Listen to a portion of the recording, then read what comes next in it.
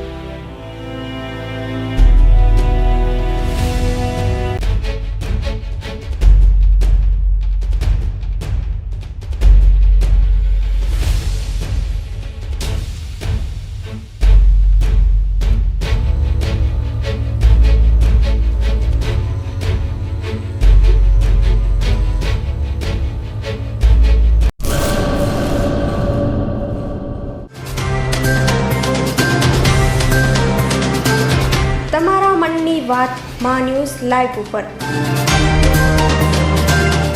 સાંજે 5:30 કલાકે લાઈવ દરમિયાન વાત કરવા 97 252 06125 ઉપર કોલ કરવો.